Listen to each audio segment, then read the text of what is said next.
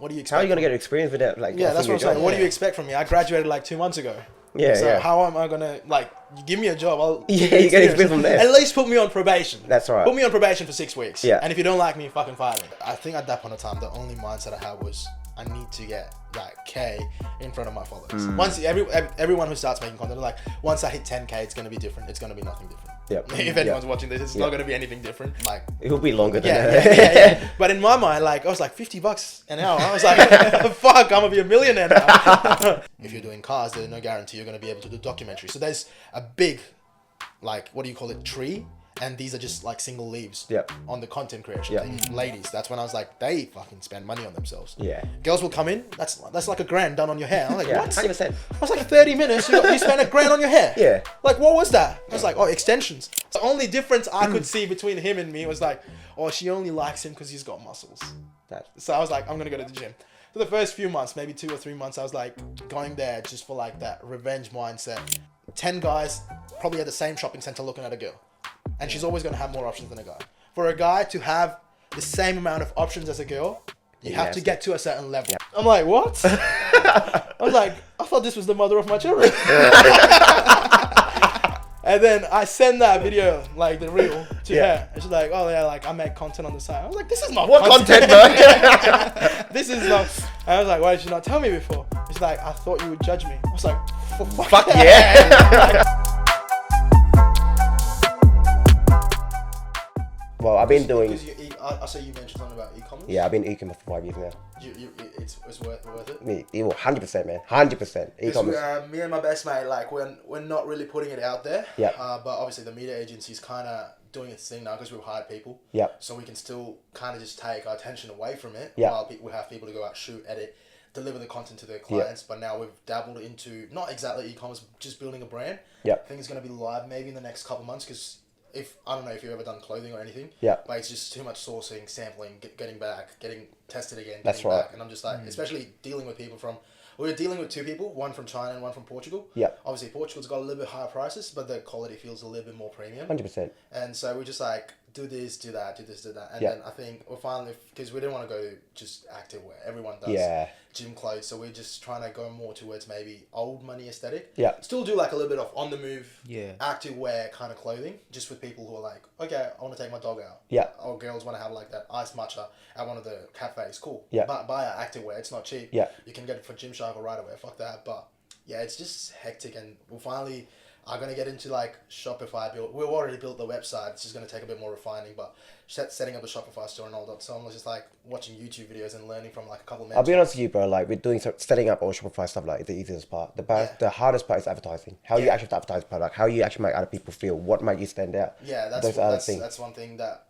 we're not going to spend money on in terms of like actually having someone to shoot content for us because we've got the media and the marketing side of things on our own hands. Yeah. So we're just building up like a big content bank. Yeah.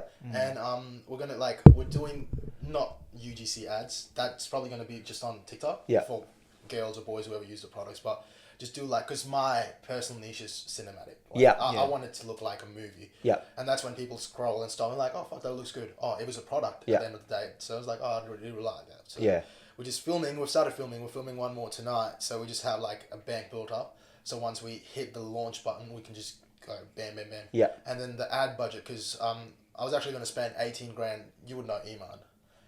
So we were very close to just spending. This was when we were making like say 15 grand a month. Yeah. Which was not a whole lot, but it was better than what we had like at the start of last year. So we were like, oh, we can invest that money. 18 grand paid to Iman.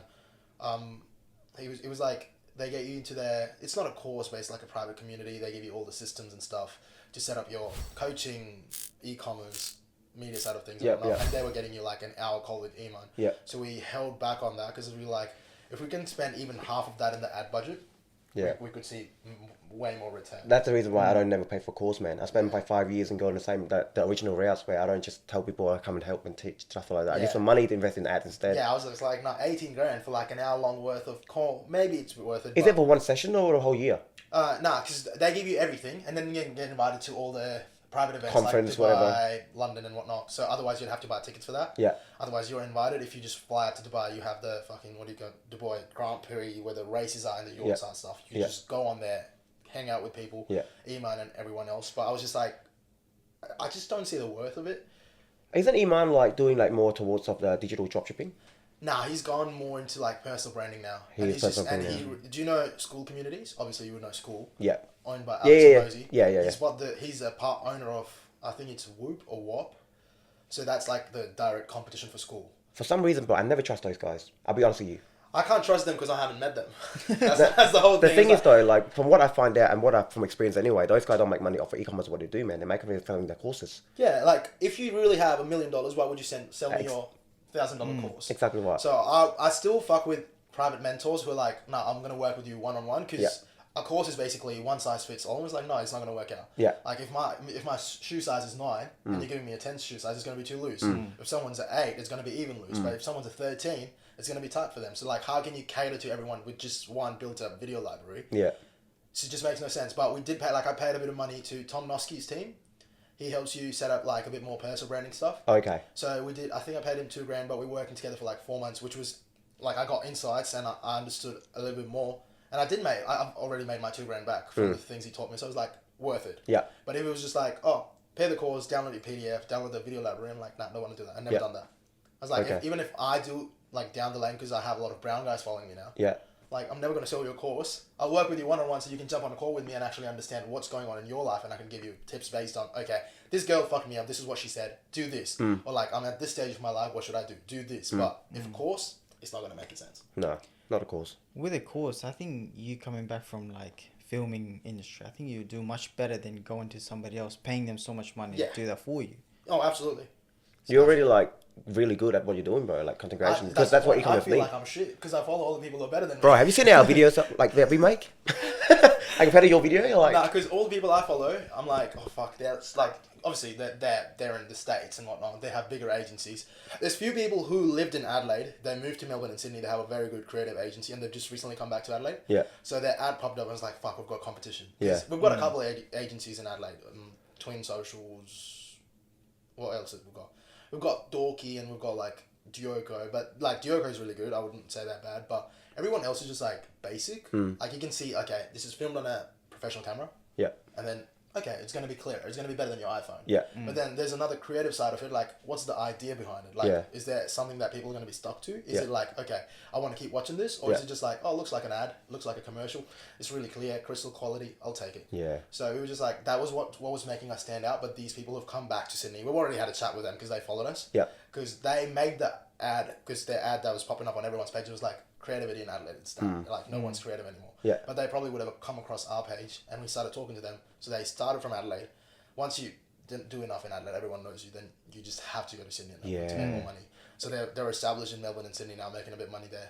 And they're back in Adelaide because more money. It's true though, like you said, like people don't like to watch ad videos. Like you got to make videos where it's actually very people generic. People don't want to buy. Yeah, people don't want to buy. If I tell you something straight away, it's not gonna. They're not gonna buy. No. Even when we were doing cold calling to like potential clients, I would just be like, hey, look, this is a cold call. If you want to hang up right now, do it. Yeah.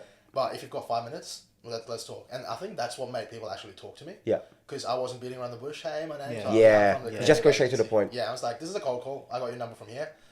And I think your business needs a bit of content if you want to hear about it. We really do need content, man.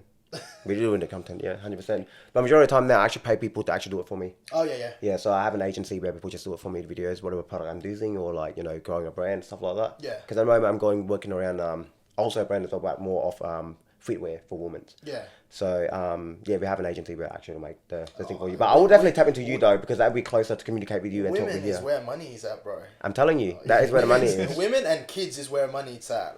Guys don't care about themselves. No. And especially what I'm doing with the tight wear and shit like that, but people really care about that kind of stuff. What are you doing? Are you working with him? As well? Or what are you doing? Well, I was doing apprenticeship.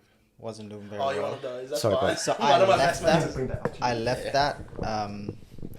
I had 1 more year left. Wasn't doing very well, so I left that. Going to something else.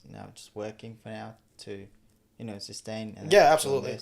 How long have you been trying to tap into e-commerce field for now? I've been thinking about it for a year, but obviously I didn't want to be like, I'm a jack of all trades and a master of none. Yeah. So I wanted to definitely get the media agency. It's like sustaining because last year in February, do you know Massive Joe's?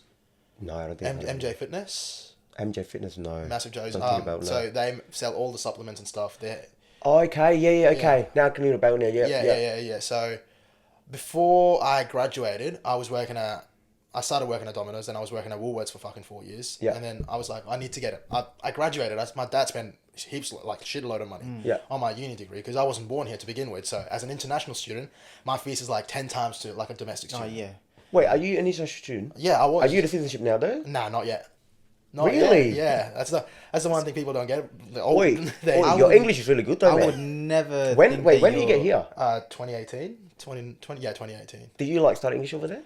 Yeah, so obviously my school was English, so that was the first language I learned. That makes sense. Because as bad as it sounds, Brown family, my mum was really conscious about, because I was a single kid, like no other siblings. She was like, I got to give the best to the only boy I have. Yeah.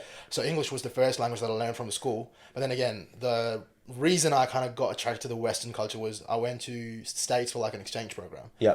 So I was in Pennsylvania, got there, fat brown kid, focused on grades, but still gets to look at the Western side of the world. I've never been out before India.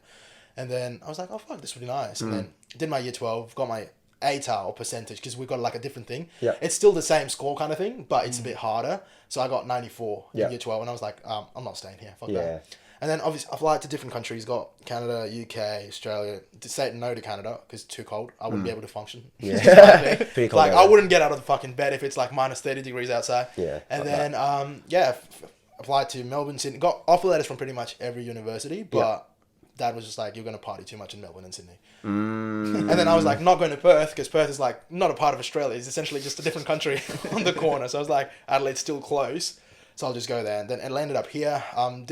Obviously finished my uni degree, because that's what I wanted to do. Yeah. And then it's just hard to get a full-time job. 100%. No one wants to give you a job because you've got no experience. Yeah. Even though I had a bit of experience under my belt, because like, oh, look at my personal social media, I can do things. Yeah. They're like, no, we need to see experience for what you've been paid for. Yeah. I'm like, well, what do you expect? How are you going to get experience with that? Like, yeah, that's what I'm saying. What do you expect from me? I graduated like 2 months ago. Yeah, so how am I going to, like, you give me a job, I'll... Yeah, you get experience from there. At least put me on probation. That's right. Put me on probation for 6 weeks. Yeah. And if you don't like me, fucking fire me. Yeah. But at least give me a chance. But that wasn't happening. So I'm still working at Woolies to sustain. Because you still want like $400 or $500, $600 coming in a week, because you got to pay rent, you got to eat food. Especially I was going to compete at that point of time, so it was fucked up because bodybuilding prep just takes everything from you. Yeah. So I was like, whatever. Finished up bodybuilding and whatnot, and then when we got to Massive Joe's is how like I applied for a job. So they were looking for like a full-time creator, not a full-time creator, but they were looking like a creative director to do their ads and editing and whatnot. Obviously, if we're already recording this, beep out their name. I don't want them to come after me. No, definitely not. Yeah. We started working with them. So that was my first quote-unquote media-related role. So I was like, I finally get to play with my camera and still get paid. But I was only working there for 2 or 3 days a week, which was casual part-time. Yeah. So it wasn't enough money, but compared to what I was making just at Woolworths, giving that whole time to Massive Joe's and then still doing like a couple weekend shifts at Woolworths, I was just like, this is way more money than I was making. Extra money, like 2 weeks ago. But you get exhausted because working there 2 or 3 days, then working at Woolworths, and then I wasn't ready to give up on my personal brand. Yeah. Because I only had like maybe 4,000 or 5,000 followers at that point of time. Okay. So I was like, I'm going to go out middle of the night, still film my own shit, go to the gym, take my camera, because that's what people are relating with if I talk about life. And people are like, I've gone through the same sort of feeling. Like, I've gone through the same experience and whatnot, so I'm going to follow this guy. And I think at that point of time, the only mindset I had was, I need to get that K in front of my followers. Once everyone who starts making content, like, once I hit 10K, it's going to be different. It's going to be nothing different. Yep. If anyone's watching this, it's not going to be anything different. Yeah. But you just always think, like, I need to have that K in front of my followers. It's a little bit of clout. People around you, like, how many people in Adelaide have a K? So I was like, it's going to make me stand out. People are going to know me, blah, blah, blah. But long story short, kept working at that place. It was a 50, 60 minute, like an hour long drive every morning when I had to go to the supplement thingy. That's crazy. Because I had to go to South Road. And in the morning. The worst. I'm like, fuck me. So a couple of times I rocked up so obviously I was supposed to start work at 9. I rocked up at 9:01 and 9:02. So I got asked where I was for 2 minutes. Yeah. And I'm like, come on. Like, cut me a bit of slack. Yeah, it's like. But long story short, I think they were going through something because they've closed down their headquarters and whatnot. Right. And at the same time, we were not really aligning. So we just said goodbye to each other. And then after that, I definitely didn't want to go back to working a lot more at Woolies because I've already reduced that time of working at Woolies because I used to work there 5 or 6 days. Now I was only working there 2 or 3 days because the other 2 or 3 days were given to the other place. So I stopped rocking up at my Woolies shift, applied for annual leave so I can still get paid a little bit by the time I'm not working there because I was part-time, so the base hours was 10 hours. So I still got paid for like a couple weeks for 10 hours at least. And that's when I was like, I'm going all in. So I upgraded my camera, put in a little bit more money towards lights and lenses. And I'm like, I met up one of the guys. He's pretty big in Adelaide, but he does mostly fitness stuff and bodybuilding stuff. His name's Corey. Corey, if you're watching this, shout out to you. But once I got in touch with him, because he's built up his business from ground zero. How he started was, went to the gym, talked to a couple of blokes, can I take your photos for free? Right. And I'll give you your photos. And that's how everyone started looking. I was like, oh, he takes really good photos. Yeah. He started charging a little bit of money. Obviously, when the demand goes up, you charge money for your time. Yeah, you chuck your prices up. You still kept getting booked out. So I was like, that's the right guy that I can talk to, because he's pretty much done what I want to do. Maybe not in the same niche, but I'll find my niche later. I just need money right now. Yeah. Because in a couple of weeks, I'm not going to have the money to pay my rent. That's right. In a couple of weeks, I'm not going to have the money to buy food or put fuel in my car. So I was, I think, down to like the last $323 in my bank account. Wow. And I was like, no, like I have to do something. And then I had a chat with Corey on a Thursday morning, I think. The next day, started just randomly messaging people, calling people. I was like, hey, do you need content? I can do it. Do you need content? I can do it. And I had tried to do it in the past for like really cheap. I'll do $50 and I'll do 6 videos, 4 videos kind of thing. Wow. When I didn't know what the market price was. But I was like, $27 an hour at Woolworths versus fucking $50 an hour, and I just go home. Obviously, I wasn't really taking into consideration the amount that it's going to take to edit, or like... It'll be longer than that. Yeah. But in my mind, like, I was like, $50 an hour. I was like, fuck, I'm going to be a millionaire now. So I was like, far out. And then, when you start editing, I was like, fuck, it's been 3 hours. I haven't had food. But it was just like, okay, this is still fun. Like, I'm willing to sacrifice those 3 hours for the money instead of being at Woolworths. It's like, how can I help you today? Or what are you looking? Are you looking for spices? Man. They're right behind you. Can't do it like the customer service, man. No, I did retail for too long, so I'm just like, hey, it's not my thing anymore. Yeah. But after that, obviously, I gave up on that thing when I was doing earlier, and then coming back to it, it was like a full 360. I was like, no, I have to actually have to stick to it now. Corey gave me advice. He said this and that, everything I took into consideration. Plus, on top of it, when you take advice from someone, you're not just gonna just go be like, okay, whatever they said, I'm gonna do. You're also going to have to see what your circumstances are like and how your 100%. Life is going to pan out. So I took the positives that I think are going to help me. Plus at the same time, I was like, I'm going to apply a bit more knowledge that I have and then we'll see how we go. Lucky enough, I got in touch with one of the politicians. Right. And he is the leader of opposition right now. So I started working for him just one day from his office, which was not bad. But I was like, people with a lot of power, that's who you want to just hang out with, because connections, networking, that's what you're going to get. Started working with him. He really loved my work. He probably just, because he's never got videos that good for him. Yeah. And a lot of people, when I would go to like these parliament events, would be like, are you the guy doing videos for him? And I was like, yeah, why? It's like, he looks like the main character now. Like, it was giving his videos that main character vibe that he really needed. And he wasn't the leader of opposition at that point. Yeah. He was just like a normal MP. But obviously, I think the videos probably would have helped him, because people could see like he's serious about his personality or the way he carries himself. Plus, how you come across on social media really changes your perspective within the public. That's right. Because people don't really are hanging out with you. No. If I don't know you, and if I go on your Instagram and I see your videos, how you talk, how you carry yourself, how you treat your missus if you have a missus, how you treat your mates, that's the perception I'm going to have of you. That's right, 100%, man. Yeah, so I think that definitely changed for him as well, because the normal public would be like, oh, fuck, he looks good. Yeah. He's doing this, he's supporting the... Because every time he would do a video, it's like supporting local businesses around the electorate, so the area that he really worked in. Plus, he would be always talking about good stuff, and he would actually be like, as bad as it sounds, exposing the other political party. And I was like, I really liked it, but just the way we were making the content, plus the grading and like the cinematics, it wasn't like a whole lot of dialogues and whatnot, but it was just the quality that was making him stand out. And through him, one day I was at the parliament and I met some other bloke who's got some cafes under his belt. And he was like, oh, meet Harley, he does the social media for me. And the other bloke was probably there for just more allocations of land and whatnot, or maybe shops. And he was like, oh, we're looking for someone to do social media for our businesses. Yeah. So I didn't really have a business card at that point in time. But I was like, oh, well, you can reach out to me. Got his details, but it took me like a few months of chasing him. Because people who have a lot of businesses, they're going to be busy. Yeah, 100%. They're going to be busy. And I just kept chasing on him. Eventually got in touch with him a few months down the lane.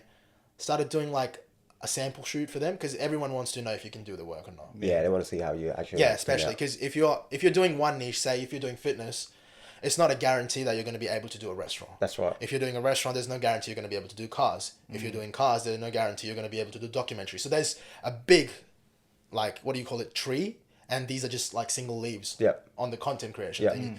So I was like, I'll come and I'll do a video for you free. If you really like it, we can talk about working together. But if you don't fuck with it, you keep the video. We'll move on just separate parts. And I had nothing to lose. What am I making? Like $500-600 a week? Just keeping going. If this adds on, it's going to be like literally just additional money for me. So I was like, I'll come do a video. Did a video. They really liked it. They gave that like little cafe to me on a like fortnightly or weekly basis.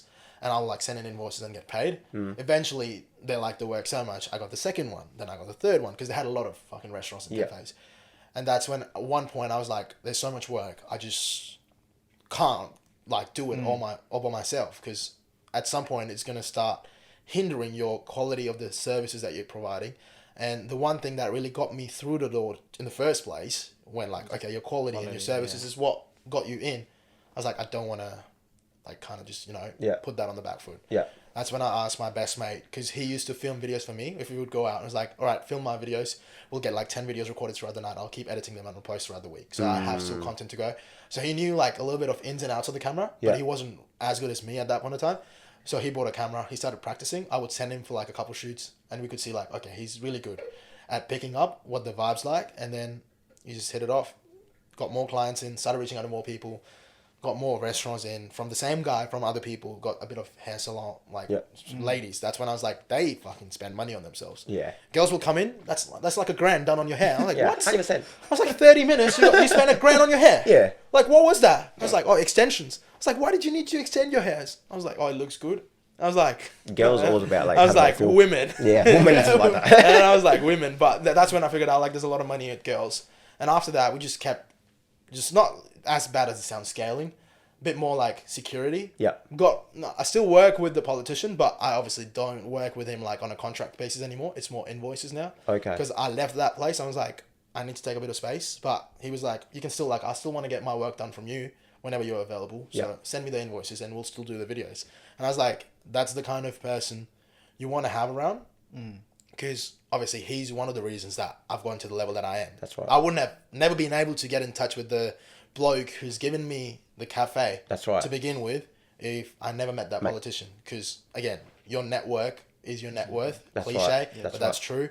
Plus on top of it, now that he's the leader of opposition, he's got much more power. And then I get to actually see people that you see on news and TVs and have a chat with them. And I'm like, this is just actually pushing me into like a more elite group of wealthy individuals. Because I was at I don't know if I'm allowed to say this, but I was at this charity auction because they were raising money for some charity event. And I just go to the assistant guy, the secretary guy, and he's like, I'm like, how much money do you reckon is in this room? And there's like maybe 20 or 30 people at max in this room. And he's like, we're talking over $1 billion. And I'm like, what? And they're literally bidding like 20 grand to go for fishing to raise money for some cause. I don't know what the cause was, but I was just there to take photos. And they ended up going 70 grand to just like a day of fishing. I'm like, what? They crazy, man. Because obviously it looks good in front of people. It's a bit of showboating as well. Like, okay, I'm spending that much money for the cause. But I'm like, 70 grand. It's like, I'm going to make that money. Even if it was now, it's going to take me 3 months almost to make that money. I'm like, how can you spend that in like fucking 10 seconds? Just kept bidding. I'm like, what? Just for fishing. And there was like another jacket that wasn't even branded. I was like, but all the proceeds are going to go to this cause. Goes for like 80 grand. I'm like, for a jacket? Yeah, I'm like, these people have mad amount of money. I'm like, because I think it's when you start thinking that you've gotten somewhere, life kind of just throws you like, oh, you're nothing. Yeah. So at that point of time, I was like, fuck, I'm driving a nice car, I'm wearing a suit, and I'm going to this perfect event. I'm going to post a photo on my Instagram. People are going to think I'm with like fancy people. And in that room, I was like, oh, I'm nowhere close to these people, bro. One regret that I have still is I was still apprenticeship doing cabinet making, right? Yeah. You know Shaheen? The Shaheen family? Fancy you say that because the assistant guy is related to the Shaheen family. Shaheen family is the one that owns the Bend, yeah? The Bend Mall. Yeah. So we went to do his house out in Burnside, a big-ass mansion. So he's just walking around talking to us. I'm like... In my mind, I was like, should I ask this guy if I can do something for you? I'll come clean your doorstep. I'll come clean your car, whatever. Yeah. Should I do that? and I didn't do it. Till now, I just regret that. Yeah, I think that's one thing that I've started doing like one-on-one calls with some people. I don't do heaps of them. Yeah. Because I don't have time. But if someone really wants to do a one-on-one call with me, they pay me and they was like, I have this section of my life that I want advice about, and I think that you can help me. And I was talking to this one bloke last week, and he was, I think, starting to just get into the content side of things. He's like, I want to build he's from London. So he's like, I want to build my agency, but he lives in like actual London. He's not like in suburbs or anything. He's just like London. And I'm like, is there a lot of competition? Because I'm guessing there's going to be a lot of competition compared to Adelaide. I'm like, you're busy. And he's like, oh, there's so many content agencies, but there's also so much business because it's like a big city. Yeah. And I was like, that just tells me that you have more opportunities, that you can eat up the market. But he was like, what's the advice that you would give me? And that brings me to that point. If you ever see anyone who's wealthy, like even to this date, if I see someone with a Lamborghini or a McLaren, a little bit of ego pops into me. I'm like, I really want that car. Like I want to be on that level. But at the same time, I was like, this person's ahead of me. Like, how can I hate on someone who's already made it? Yeah. So the best bet I have of getting to that level, which I know I will at some point, maybe 2 years, maybe a year, maybe 10 years, ask them what they do. Yeah. And whatever they do, if there's anywhere that I can fit into, get in touch with them and do something with them or for them, that's just going to probably open the doors for me to get there quicker. Yeah. It's not about actually getting there quicker, but it's more like, did you learn something from them? And it always works that way. And it, like, for example, do you know the premier, what's his name? Stephen Marshall? Yes. Yeah. So he's moved to New York now. And the funny thing, Stephen Marshall still follows me on Instagram. And how he followed me was, I did a video for him. Like, he would have seen the politicians video. Yeah. And he was like, who is doing your videos? I need a video done for my... this was before he retired from politics. Yeah. I got there, did a video completely free for him. I never got paid for that. I never even charged money for that. Because I was like, ex-premier is a big deal. That's right. Like, all of South Australia knows him. Yeah. Did a video for him. That video popped up. And he really liked the video. And the people that he was trying to send the video to, they really liked it. And then he followed me on Instagram. And that day I was like, oh, fuck. Like, this is a big deal for me. Like, ex-premier following me is still a big deal. He's moved to New York now. And the only things that I asked him was like, how do I get to more people like you? And he gave me a couple of tips and pointers like that. And the last thing that he said was like, you're really curious. And I really like that. And if you're hanging around more politicians like me or like big people, they're going to love that. And ever since after that, every time I see someone who's doing better than me, I'm like... Oh, you got to reward them, man. Yeah. They went through hell to get to where they are. Oh, absolutely. You know? And even if some people didn't really go through hell, some people, like life's unfair. Some people are going to be born with a silver spoon. Yeah. So, for example, you made $1 million from your e-commerce thingy, or you made $1 million from whatever. You're going to provide the best for your kids. That's not saying you're going to give them an easy life. Nah, definitely not. You're not going to make them like everything that you want is here. You're going to make them work for it, but they're still going to have comparatively easier life to a lot of other people. So, I believe that comfort make people weak. Yeah. You just can't give your kids all of what they need. You actually got to work for it, man. Yeah, they need to feel like they worked for it, but they're still going to have the resources available. Do you know Absolutely what I mean? right. You're going to make sure that they have the best learning environment, abilities, and resources that can make them a better person. Compared to maybe what you had, what I had, or what you had, or maybe what anyone else in the third world countries having. That's right. They're still going to be at a little bit of a, head start in the race. Like I call it, like if it's like a 400-meter sprint, someone's going to start at 100 meters ahead of you. And again, if you're starting at 0, someone's going to start 200 meters behind 100%. you. It's always someone ahead of you and behind you, man. That is why when people's like, oh, that is unfair. I'm like, life is going to be unfair. You're gonna have to run a little bit harder to get on level terms with someone. Yeah. Or maybe someone's gonna run harder to get on level terms with you. That's and right. after that, what you make of it is totally up to you. That's what I posted a video the other day. I was like, I got someone, because I have like a couple of YouTube channels, and one of the YouTube channels like lately picked up a little bit because people are relating with it. People are fucking with the things that I'm talking about. And someone was just like, oh, you were lucky enough that your parents were able to afford you to just send you to another country and then you just built your life. I was like, just because I landed on a different land, like in a different country, it doesn't guarantee what I do with my life. Exactly right. Like, I have never taken a single dollar from my dad to pay for any of my groceries or anything. Yes, I'm grateful that he paid for my uni fees, but everything except that has been all on me. That's right. Everything is your mates or you, man. I think it becomes much harder coming from like your comfort zone. Yeah. Because everything is more expensive. You don't see the expensive side. That's why everything was provided. Better. I don't have to worry about food. I don't have to worry about petrol. I don't have to worry about rent. I don't have to worry about, okay, if I fuck up, I'm not going to have money for next week. Yeah. I was just chilling with life. Yeah. But that was an active choice that I made. I think that was going to put me into a better spot to build the dream life that I have. So when I meet people like who have this mindset that you have a little bit of a head start. Yep. And What are you doing about it? Yeah. Are you trying to do better for yourself, or are you just mad that I am ahead of you? Like what like why do you have to be so mad about someone who is ahead of you? Yeah. For example, let's talk about you would know if you sit in the room and do fuck all like all the time, like how are you gonna get a head start? Like definitely absolutely. do something behind it, man. If you want to be where you are today. Or you would know Adrian Patelli. Everyone knows Adrian Patelli. Yeah. LMCT plus. Yeah. Perfect. His son's like a year old now. Perfect. His son is miles ahead. He's got a head start. Yeah. Not saying Adrian's gonna give his son everything and anything that he needs at that point of time, but he's gonna make sure his son's in the best potential spot to make the best out of his life. Yeah. So life is going to be unfair like that. You don't choose where you were born. You don't choose where you end up. But wherever you are, if you're like a little bit ahead of maybe where your past family is, or at least ahead of what you were last year, I'm thinking you're doing all right. Because at the end of the day, if I'm just going to keep, as bad as it sounds, I actively compare myself. Like I said, like when I see someone with a better car, or if I see someone who's bigger than me in the gym, I'm like, fuck, this bloke's better than me. Yeah. Like I'm shit. So I have to work harder. But a lot of people just get confined in that like little bubble of I am shit and this person's better than me, so fuck him. Yeah. Instead of actually being like, oh, he's better than me. I need to catch up to him. So there's just like a fine line between just being jealous and being salty about it, and being like salty but be like, nah, I gotta be better. It's like when you see someone doing better than you, man, either you take it as a hate to hate on someone, or you take it as a motivation to work towards that, the goal you wanna be at. Absolutely. You can either get bitter or better. That's what they say. Yeah. So you get bitter after that. Do you get better? If not, you're going to probably just see people who are even behind you going to get better than you. Yeah. That's it. I've seen a lot of your content actually make around relationship. Have you ever had your heart broken before? Is that the reason why you actually go? Yeah, 100%. Yeah. And I think all of you sitting in here, everyone's faced their own fair share of... demons. Not even demons, like fair share of heartbreaks that you didn't know. Probably you made some mistakes, but at the end of the day, it didn't work out. And that's how it always is. The first reason I started going to the gym was when I was working at Woolies. I started liking a girl. And I got attention from her a little bit, which I probably thought was she was interested in me. But at the end of the day, I got told by someone that she was only talking to me because she had no intentions of dating me, but she was loving the attention that she was getting from me. That's crazy. And I was like, oh, fuck, it's been a fair bit of time, like 6 or 7 months. And I'm like, I really feel bad. Because think about it this way.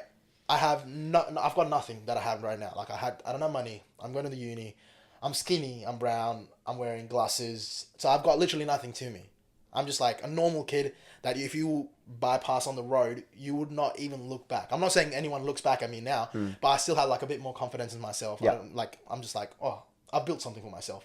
And that just radiates from your body language. But at that point of time, I'm non-existent. On Instagram, I have maybe 900 followers or 1,000 followers, but that's just friends and people and meme pages and all that sort of stuff. Yeah. So I've literally got nothing on me.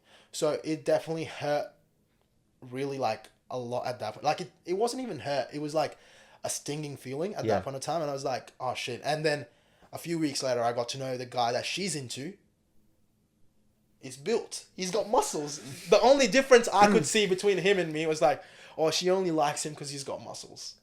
So I was like, I'm going to go to the gym. For the first few months, maybe 2 or 3 months, I was like going there just for like that revenge mindset. But I started following some good people on Instagram and whatnot who are from Adelaide, like built people, like muscular jack dudes. Then I got introduced to bodybuilding, like they compete. And I was like, if this is a thing, I would love to do it. Yep. And then I just forgot about her. Wow. Eventually just kept working out and I was like, I want to bodybuild now. Like I've got another reason to work out. That's not the reason anymore. So that was the reason why you started the gym? That was the prime reason when I started. Because I remember like every night, because it was the Zap Fitness right behind my Woolies. Yeah. So I would finish my Woolies shift at like 9:30 or 10:30, whatever. And then I would have my gym clothes back on my car. So pull up out of the car park, just go to the gym, change in the car park, and then I'll go to the gym and then I'll go to the home. I had no like training of nutrition, no knowledge about what to do, how to do. I'm just like looking at a YouTube video. Oh, this is what you do for biceps. All right, I'll do that. Yeah. Then I'll look at another video. This is what you do for chest, and then I'll do for chest. And I've just literally got no routine at all. Self-taught. I'm just doing everything by myself.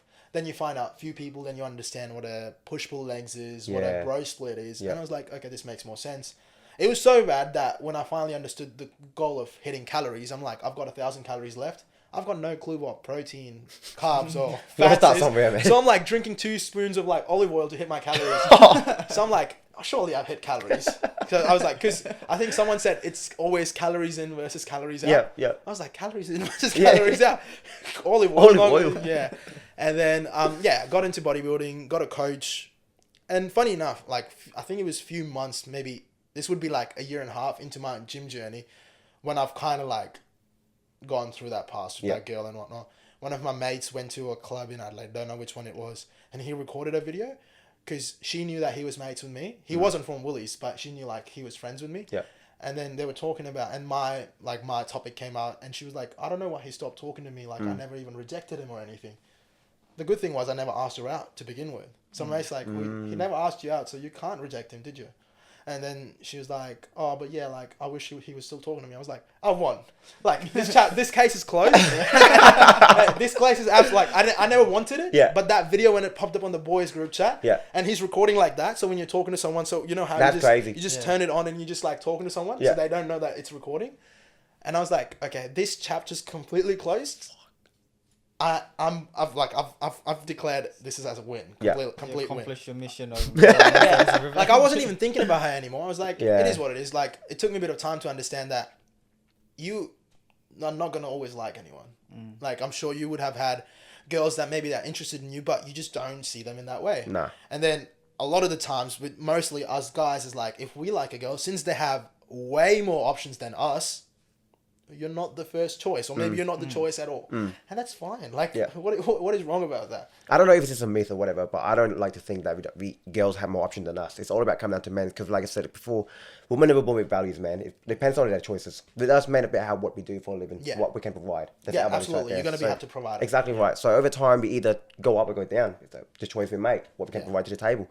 So I feel like that's why the majority of men, and when they're actually at the top, they do have options. Yeah. You know what I mean? And women's, not every single woman's, you know, because their age. Yeah.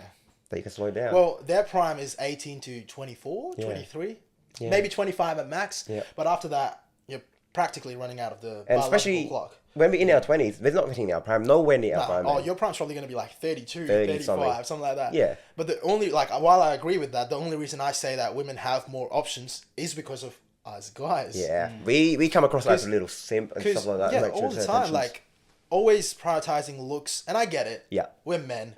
We're going to be attracted to the looks. And then women, yes, they're going to find guys attractive based on looks and whatnot, but they're actually going to see what the quality 100%, is in the man. Like, has he got any ambitions? Yeah. Or if he doesn't have a lot of money, at least he's working towards something that's going to provide for the family. Like, that's just the genetic code that we have, or like the traditional roles that we're embedded with. And the reason why I'd say that girls have a lot of options is she's beautiful. Yeah. I don't care about what her past is, what her present is, what her future is going to be like. What she brings to the table, she's beautiful. So she's special. And that's 10 guys probably at the same shopping center looking at a girl. And she's always going to have more options than a guy. For a guy to have the same amount of options as a girl, you have to get to a certain level. You have to work your fucking ass off. You have to get to a certain level, and then you can be like, oh, now I have options, and now I can pick one of them. Yeah. But for a girl to have the similar amount of options, or even more than that, all you have to do is look pretty and born pretty. Even if you were not born pretty, makeup is probably going to get the job done for you. For a guy, you can't put fucking concealer on. You can't put eyelashes or fake lashes and extensions. You have to go to the gym. Yeah. I mean, If you're into, respectfully, I'm not going to do that shit. If you're into that, hey, I'm not judging. Not my thing. Do you genuinely don't care about like girls' past? Do you just like, do you actually care about, you know, her past at all, or just like how she looks? Well, I shouldn't, based on what the society's made it sound like, but I'm just going to be like, yeah, why not? Yeah. Because your past is going to basically... Yes, you're a different person now, and it depends what you are now. Yeah. 100%. But your past is still a reflection of who you were. Yeah. And it's always going to come into the way. Unless your past is like completely fucked. You went through therapy and whatnot, and now you're like, oh, I'm a changed person. Maybe, but I still don't believe that. Like, a part of old me still lives in me. Yeah. No one can change that. Yeah. Like, I went to Sydney for the first time. I've never been to Sydney before. I went to Sydney like a couple of weeks ago. And the crowd in Sydney is a bit more posh than in Adelaide. Like, I can just straight away tell, like, the crowd's just like a bit more, what do you call it, upper echelon. I'm like, I really like this crowd.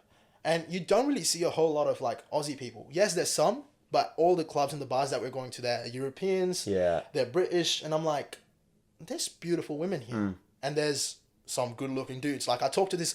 He's a waiter at a restaurant. And he talks to me in this... I don't know what accent that is. And I was like, where's the accent from? I was like, oh, I'm from Spain. And then I'm like, oh, hablo español. But that was the... Like, I'm straight as fuck. Yeah. But that was the hottest guy I have seen. I'm like, if I have a missus, I can't bring her to this restaurant. Otherwise, this guy is gonna steal her. That's how hot he was, and I'm like, you can't be you can't be content with yourself. Yeah. Every time you get complacent, that's when you're gonna lose out on being like slightly better. Yeah. And then when I talk about like the group of girls, I'm like, my mate's like, I'm gonna go talk to her. I'm like, are you sure? Yeah. And he's like, yeah, it should be fine. But a part of me is like, if it was the old me, I'm scared of these women. I'm scared of these men. Because a part of me still lives inside me. All I can think is I'm still wearing glasses. I've got braces on. And I'm skinny, wearing like oversized clothes so no one knows I'm skinny. So I had to just be like, come back into the moment and be like, nah, you're far ahead. Yeah. I mean, that was like 4 years ago. That was 5 years ago. You've built something for yourself. And I just have to remind myself sometimes. That's same with the women's past. That part of her is going to be inside her. Yeah. Not saying she's always going to act up on it, but it matters to me. And a lot of people are like, oh, this is bad and whatnot. I don't fucking care. I'm not saying these people don't deserve love. If your past is fucked, and if you're still like that, that's fine. You deserve love, just not from me. From someone else, that's fine. But you're not for me. Yeah. Do you like, I'm talking about when talking about a woman's past, I'm talking about the choices to make like with guys, like being around a lot of guys and body count, stuff like that. Do you genuinely care about that kind of stuff? Well, it depends what the body count is. Right. So that still matters in a woman. If you've been railed through, no, thank you. Yeah. I'm gonna be straight up. Like, no, thank you. I don't want that. Yeah. Yeah. But like, obviously, I've had partners. People are gonna have partners. Yeah. If there's like few, I can understand. Yeah, 100%. Like, if people talk about equality, let's have equality. Yeah. But if you have like 50, 100 bodies, 30 fucking bodies, don't want it. Like, I'm keeping myself away from it. Yeah, it's not like no respect anything towards people like make that decision like that way. But I believe that when women have a lot of like bodies within them and feel like in order for women to do that, it involves a lot of emotions. Yeah, and I think every time you have sex with someone, you lose a part of yourself. That's right. Not necessarily lose, but a part of your soul is with them now. Like to me, sex is very personal, so you got to be very selective of who you're doing it with. But if you've just gone around doing it with anyone without thinking too much, that just shows me you're probably not emotionally as mature as I would want someone. That's right. And also not the lack of self-respect about it showing that woman. Yeah, and the funny thing is, in today's day and age, I haven't posted this video. More women have shown their bodies more times the flowers that they received. Because that's crazy. The old school love is dead. Like, the old school tradition is dead. Do you really think that? Oh, I think so. I got flowers to a woman, and she thought she was like, oh, like, this doesn't happen anymore. So that was a bit weird to her. And I'm like, are you crazy? Like, I actually got it wasn't on the first date. I got the flowers on like the second or third day. I was like, how is that crazy? Yeah. She's like, because like this is like, we don't do this anymore. I'm like, okay. She's been with the wrong guy the whole time. Oh, I don't know. We never met again. After that, I was like, I fucking spent $40 on flowers. What are you talking about?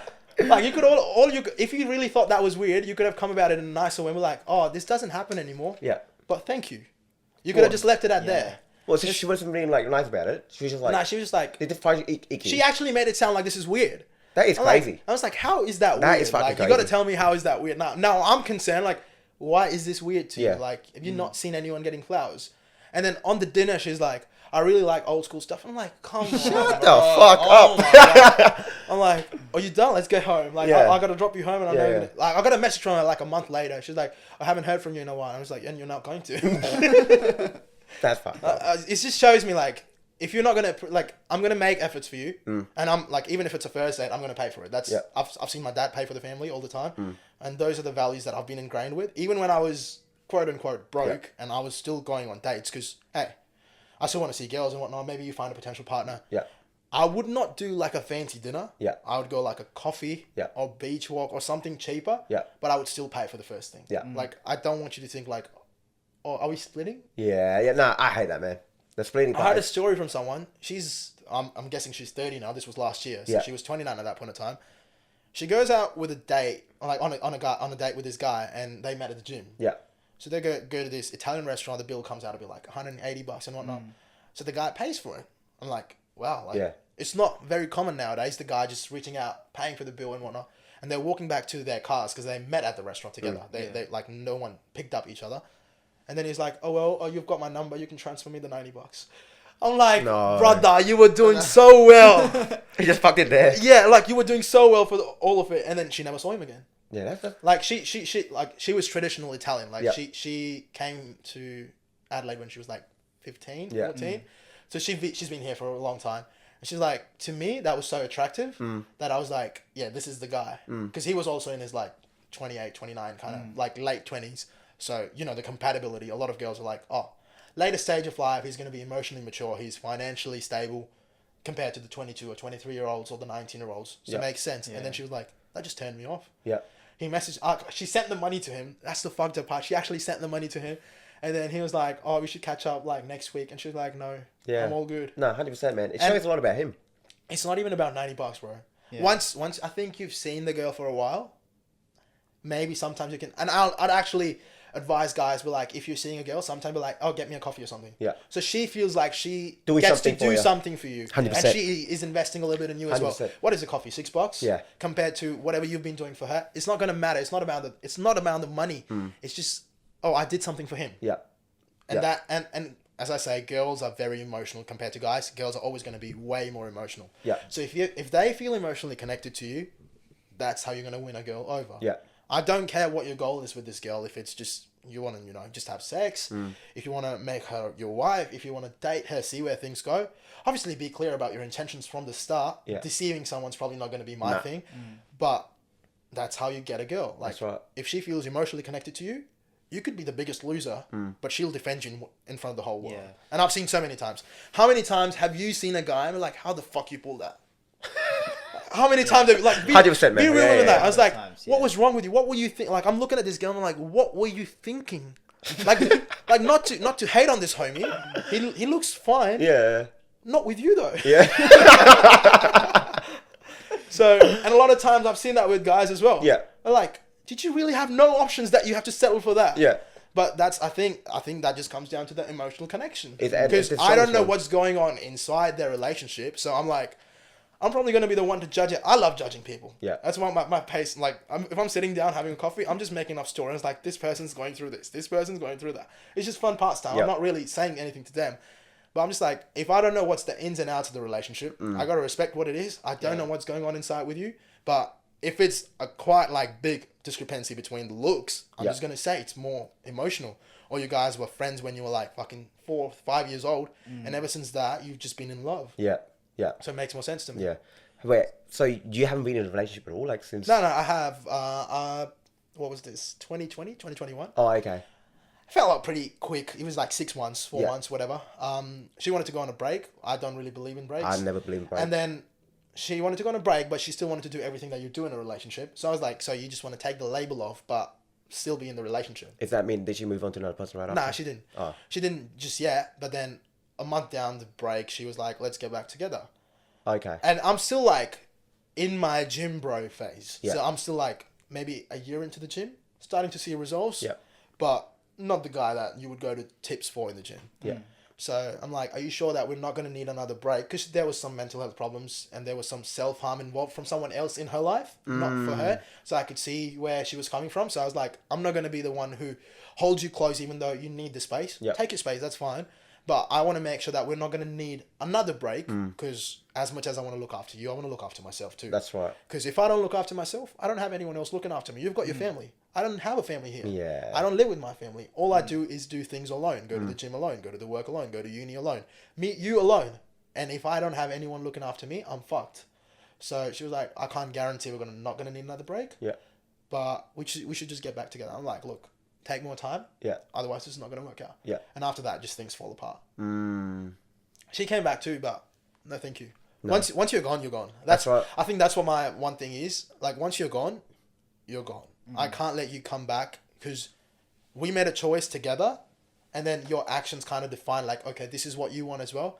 Now you're coming back is basically just telling me that you've tried other things, you've tried other people, or maybe at least you've tried to talk to other people, but you didn't feel the same or you didn't get looked after the same and you're like, no, what I had was good. Yeah. I can always go back. And I'm like, not a safety net. Yeah. And that should be the case with everyone. It's some respect for yourself. Yeah, absolutely. Because you can't be a safety net for someone, especially if they've chosen someone else over you. Yeah. Or they've decided to try the market out and come back. I'm like, I'm not a product that's always going to be on sale. Yeah. Like, I was with you, I was for you, and I was yours. Yeah. You choose to let go, done. Yeah. Easy. Sounds good. No. And I wish you nothing but the best for you. I've got nothing against you. You're a lovely person. I'm always going to have love for you. But at the end of the day, not my responsibility. After you've decided to move on, and I've decided to move on.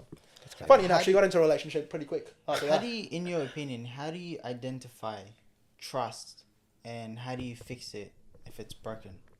I don't think you can fix trust if it's broken. No. It really depends on the circumstances. If it's a cheating kind of trust broken, I don't think you can fix it.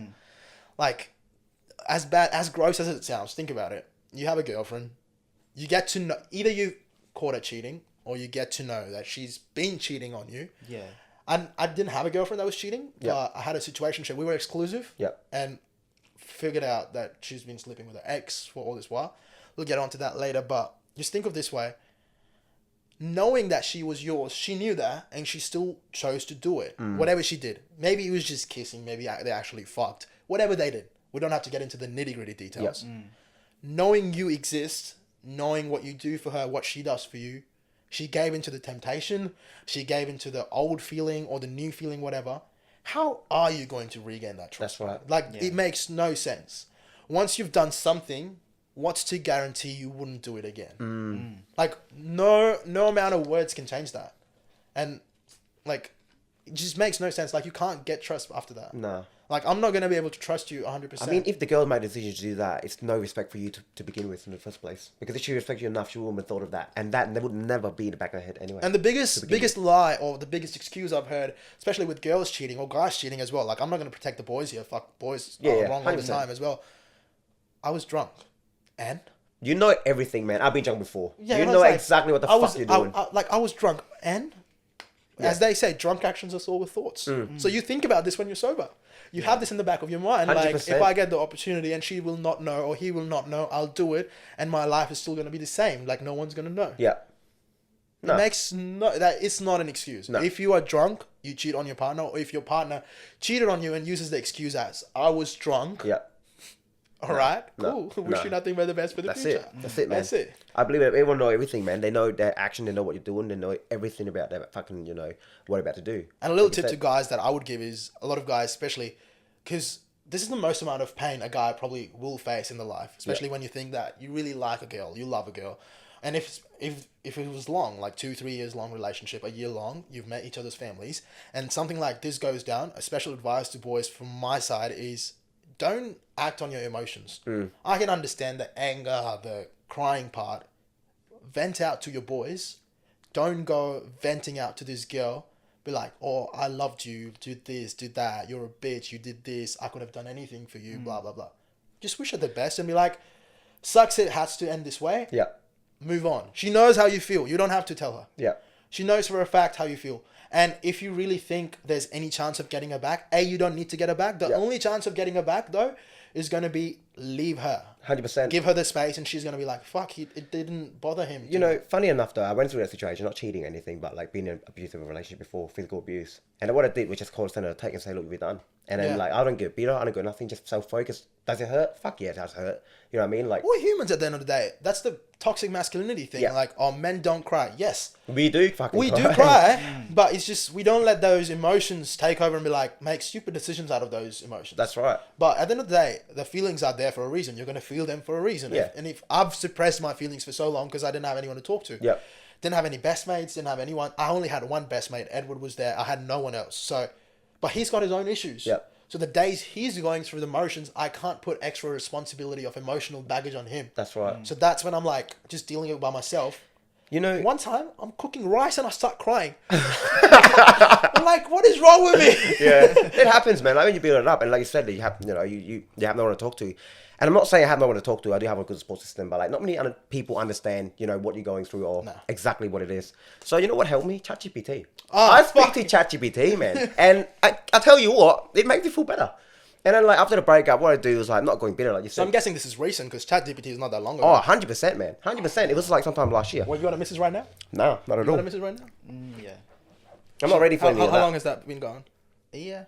Okay. Yeah. Okay. Today. As long as it's crossed that year mark. Yeah. You said today. Yeah. Happy anniversary. But that's what I'm saying. Like, but if as long as it's crossed that year mark, I think you're slightly in the safer zone. Yeah. The most rocky part is after that 3 to 6 month mark when the the rose-colored glasses come off. Yeah. The new love wears off, and you're like, oh, I have to see this person. I was ready at one point to commit. And I did bring that option up to her, because like, I want to have this opportunity presented to her way. Yeah. And funny enough, she's never had a boyfriend before. So that was probably one of the biggest green flags for me, because I was like, she doesn't know how a man treats you. And obviously she's seen a couple people before, which has clearly not worked out. So she's never dated anyone before. I got ghosted by her to begin with, but she came back a month later telling me that she's the one that confines herself when she gets family problems and whatnot. I understand. And since we were only talking for like a week, I didn't take that ghosting as that serious. I'm like, you know what? We're going to go on a date. We're going to go on a dinner. And that's fine. Like, your actions speak volumes. You left me on scene. Fool, I'm not going to double text you or anything. So we started talking, and things got really serious. Got the opportunity to, I was like, well, I'll be ready to commit at some point in time. And then she was like, I need a bit more time. I was like, I didn't get the point, but she wanted to be exclusive, but not put the label on, which in my rules, I've always been very against. Yeah. The exclusive but no label relationships, because I'm like, what have you got to lose? Like, if you want to be exclusive and not tell people that you're dating, that's almost a red flag in my books, because you still want to basically advertise to the world that you're single. Because if someone asks you, are you dating anyone? Oh, no. You can say, no, I'm seeing people, I'm seeing someone, but I'm still single. Yeah. So that's how I look at that situation. So I've always been actively against like no exclusiveness unless you actually put a label on it. Because the last time I was exclusive, bringing back to the point, that girl was sleeping with a boyfriend all this time, ex-boyfriend. So I was like, nah, never gonna do the exclusive thing again. Yeah. And then now she's like, lately she's, I think, made it very clear, like, okay, I want you to be my boyfriend. But now that I told you about the couple ventures that I'm thinking about, and it's getting serious now, maybe in the next month or two, we're gonna go live with that project and whatnot. I barely have time. That's right. I barely have time to see her. And she understands that. She's like, I get it, you're busy and whatnot. And she's understood, like, I've made you wait. I will make, like, I'll wait for you as well. But at this point, my mind says, like, I'm better off not dating now. Like, it's turned me off, because it's been 8 months and 6 months. And it's a lot of talking, bro. Like, I get people when they say you can't jump into a relationship within a month. And I'm totally for it. I've seen way too many people start talking for a couple of weeks. 3 weeks later, oh, my queen, my king. I'm like, fuck, this is cringe. But I get it. Bro, you see them all morning. My queen made me coffee today. I was like, I don't need to know you have a girlfriend. I get it. Oh, my king takes me to golf today. I was like, fucking hell, okay, cool. Why do you have to advertise your partners 24/7 on your stories? Yeah. You have their initials in your bio. Yeah. You have highlights named with them. Yeah. And all of your posts are with them. The last thing I want to see is a story every morning. Yeah. Like, I get it. You have a girlfriend. You have a boyfriend. Fair enough. Yeah. Maybe it's a flex for you. But on the other hand, when you've been talking for, say, a few months, 4, 5 months, 3 months, I think that is enough time to gauge if this is the person that you want to be with. Yeah, I agree with that. Like, you've gone out enough number of times, you've spent enough time together, informal settings, like different settings, gone out on casual dates, gone out on fancy dinner dates. So you know what this person's going to be like with different people, with different crowds, with your friends, with how you're going to be with their friends. So you get a proper understanding, okay, is this the person that I want to at least give it a try with? Or maybe I don't like them as much. Cool. But now that I am not in the zone of giving my time to, oh, I want to see this girl today. Yeah. Because all my, like, I wake up in the morning, I get some client work done, go out, shoot, then we start building on, like, the other strategies. Then we're funneling down the ad systems, and then we're shooting more content, talking to suppliers and whatnot. By the end, 10 p.m. or 11 p.m., I'm going to the gym. Yeah. I come back home at 12 or 1, come back, post one video that I post almost every single day. Yeah. It's 3 a.m. I literally had no time to talk to you. Wow. So I'm like, now I'm not in the zone. Yeah. You're going to have to give me, like, at least a month or two. But even after that, I think this is going to make us grow apart, if anything. Yeah, life don't get really easier, man. You just get stronger. And that's what I'm saying. When you said prioritizing your goals, that's what you have to do. Yeah. Like, I can guarantee almost in the first place for you, or even for you, if you didn't have any substance to you, if it was only surface level, you wouldn't get any girls to begin with. No. You need to, like, on the surface level, you can look good. Oh, he's a handsome dude. Yeah. Let me talk to him. Oh, he's a handsome dude. Let me talk to him. Okay, it looks like he's got money. Let me talk to him. same shit. But as soon as you open your mouth, you start talking to a girl. If you don't have depth and substance, you're done. That's right. You could literally be driving a Lamborghini. Yeah. She'll probably fuck you in the backseat. There's no backseats in Lamborghini. Fuck that. We go with the G-Wagon. But yeah, she'll probably fuck you in the G-Wagon. Yeah. But after that, she's not going to be your girl because you have no substance. So again, it comes down to building your life. It's all about emotional connection as well between the girls as well. Because like you said earlier, like girls are really strong about emotions. Yeah. And to keep them, it's all about, you know, how you make them feel. It's funny I don't know if you guys have ever talked to like an OnlyFans girl. I was talking to this girl. I didn't know she was OnlyFans girl. Yeah. But before I knew she had OnlyFans, I could not have guessed she is OnlyFans. Did she advertise on her Insta or anything? Nah. Nah, that was her personal account. Oh, hectic. But she had a completely different name for OnlyFans. Like, this is how girls, I think, function. Yeah. So they have their personal ID with their family and stuff or friends. Maybe they're trying to hide it from everyone else. Yeah. Or they don't want people to actually know their real identity. I was talking to her and I was like, perfect. Like, amazing girl. Like, don't get me wrong. And the way she talks and everything else. Like, she's got values based on what she was talking about. Yeah. I want to have a family, 2 kids, 3 kids, a couple of dogs. I'm like, perfect. Yeah. Like, I've been for it. I was like, where were you for the last 20 years of my life? And then someone sends me like a page. Yeah. And that's her, like with titties out and dancing and stuff. No. Imagine you wake up on the bed and you're like, I'm like, what? I was like, I thought this was the mother of my children. And then I send that video, like the reel, to her. And she's like, oh yeah, like I make content on the side. I was like, this is not content, bro. This is not.